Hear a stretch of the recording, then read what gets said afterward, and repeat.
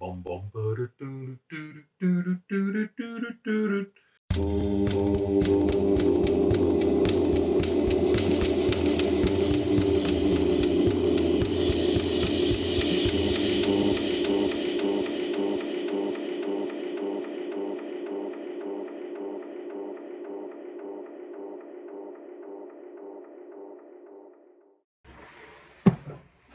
AVC, Plastic Eric here, Plastic Soundwave Cult, here for the last February 23 collection connection.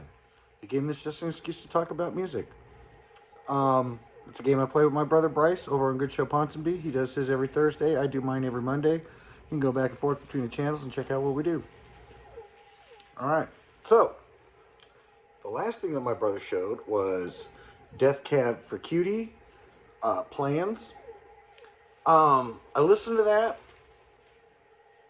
I gotta say it had good production on it. Very pretty songs. The vocals made me think of Fountains of Wayne, the guy who sings for Fountains of Wayne. But it was weird. It wasn't like having like a familiarity with it. It was more like a predictability. Like I found myself humming along with all the songs, only hearing them for the first time. And again, it wasn't like knowing the songs. It was just like it had been done before. So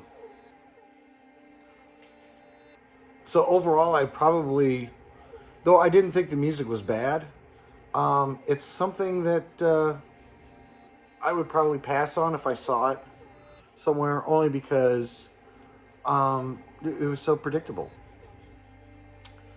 That being said, at first I was having a bit of a tough time making a connection with it, but it turns out that Death Cab for Cutie is also the name of a song. I know Neil Innes was in this band, but it was a Bonzo Dog Doodah band.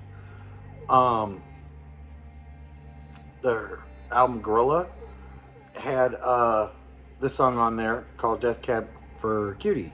And at this time I haven't listened to that yet, but I thought, oh, well, there's got to be other bands out there that are named after a song by a different band. And of course, I went to Wikipedia, looked at their list. I didn't have almost all of them, except for one that I did not realize was named after a song. And that is Deep Purple. This is Deep Purple, Come Taste the Band. Definitely not your traditional Deep Purple album. For starters, Richie Blackmore isn't in this one and has been replaced by Tommy Bolin, who I'm actually a big fan of.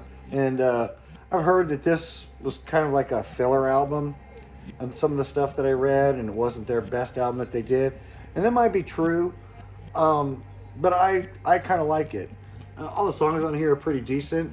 I really do like the song Dealer. Dealer is really good on here. For me, that's the standout track. Love Child isn't bad either. I like their little This Time Around Ode to G instrumental. That's all pretty good too. Tommy Bolin did help write a lot of the songs on here, so it's still a rockin' album, but it is a little bit different than your typical Deep Purple. Interesting also about this album here is the fact that it's the last album that David Coverdale was on, and it was the last time that another band member was on here, which I'm going to put right here because I can't think of the name right now. It just went right out of my head. Hugh something? Hugh? I don't know. But Deep Purple got their name from a song that was popularly performed by a brother and sister duo, which oddly enough was called Nino Tempo or Tiempo and April Stevens. And they did a song called Deep Purple, which I haven't listened to yet, but I figure I'll do while I'm doing the editing here. It was a song that was written by Peter DeRosa or DeRose, and so that's what they're named after, is after this particular song. And I always thought it was interesting too. I don't know if this album has it. Let me check. No, it doesn't. It has the Warner Brothers, but they had the purple label. I always thought that was a neat label because if you take it, it has the P for the purple, but if you turn it upside down, you get the D for Deep Purple. So it is kind of neat how they kind of design that so that it does like that. But I can see here, I'm going way past my time. I don't want to take up too much of your guys' time.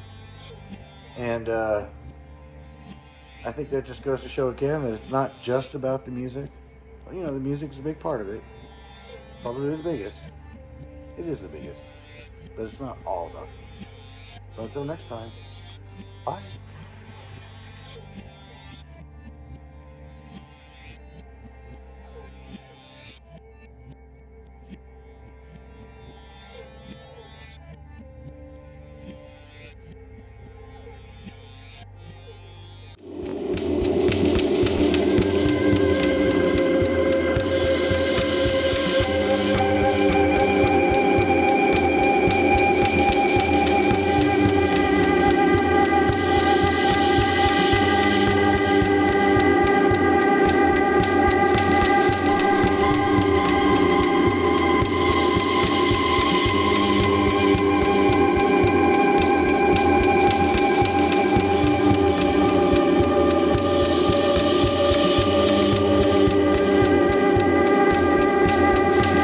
Meow, baby.